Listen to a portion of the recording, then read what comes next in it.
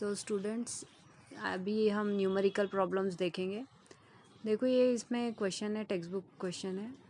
A compound made of elements C and D crystallises in FCC structure, मतलब face centre structure में। Atoms of C are present at the corners of the cube. Atom of D are at the centre of the faces of the cube. What is the formula of compound? तो क्या information दी है कि ये compound is made up of element C and D, जिसका structure FCC हो जाता है। और क्या इन्फॉर्मेशन है कि atoms of C are present at the corners of the cube, मतलब 8 कॉर्नर्स है। Atoms of D are at the centre of the faces. FCC दिया है तो मतलब डी कौन सा पॉइंट है? सेंटर का, मतलब कि 6 फेसेस रहेंगे। तो व्हाट इज़ द फॉर्मूला? सी किसको कंट्रीब्यूट कर रहा है? कॉर्नर को। और डी किसको कंट्रीब्यूट कर रहा है? फेसेस को। तो हमको मालूम है कि अगर कॉर्नर्स रहा तो हम क्या निकालेंगे? सिंपल क्यूबिक का नंबर ऑफ यूनिट सेल या फिर number of particles in unit cell. तो सी की वैल्यू देखो, C are present at the corners, तो contribution of each corner atom to the unit cell is 1/8। तो therefore number of C atom that belong to unit cell is क्या हो जाएगा? 1/8 into 8 equal to 1। फिर second information के according D atoms are present at the centres of 6 faces. 6 faces होते हैं एक cube में, तो each face centre atom is shared between the 2 cubes, है ना। तो हम क्या करेंगे उसका हाफ, तो half into 6 equal to 3।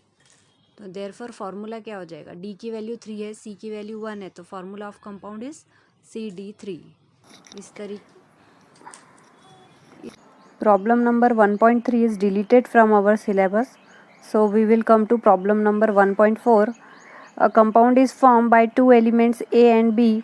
The atoms of the element B form CCP structure and the atom of A occupy 1/3 of tetrahedral void. What is the formula of the compound?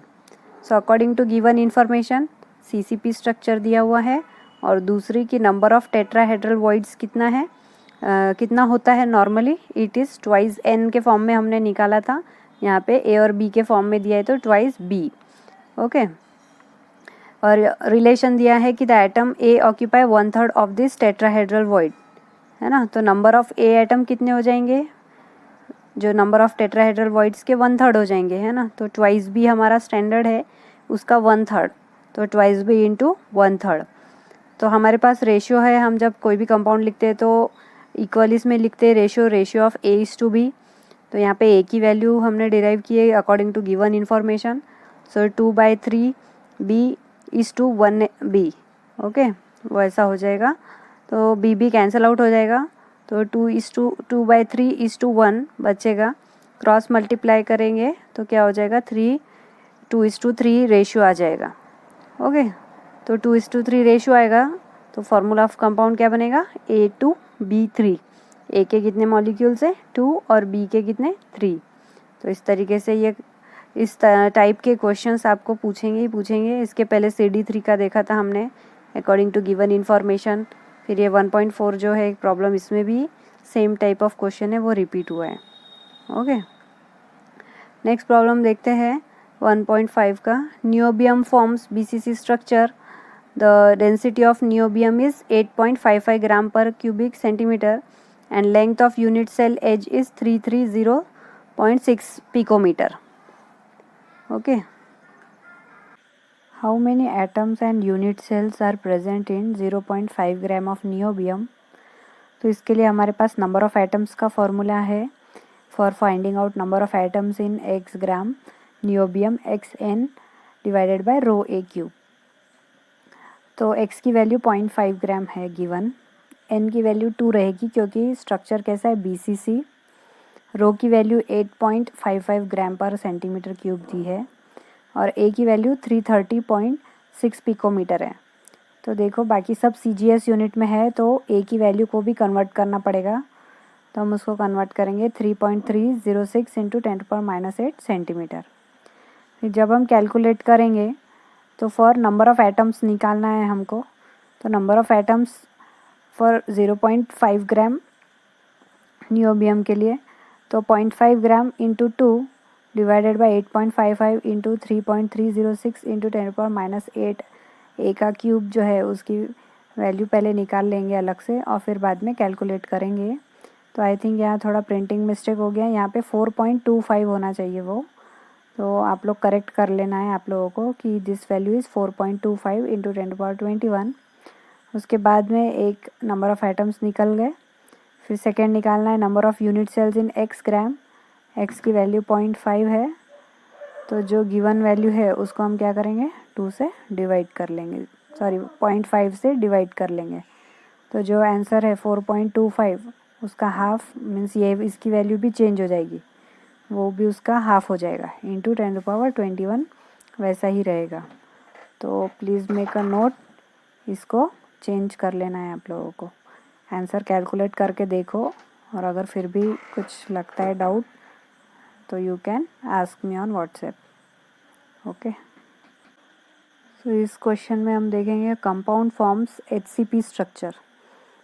Okay, HCP hexagonal structure है।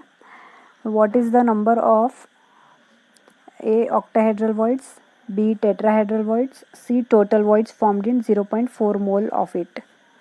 देखो 0.4 मोल दिया है, moles में value given है, तो number of atoms इन 0.4 मोल हम क्या करते हैं, मोल गिवन है तो एवोगैड्रो नंबर लेंगे 0.4 इंटू Na की वैल्यू सबको मालूम है 6.022 इंटू 10⁻23।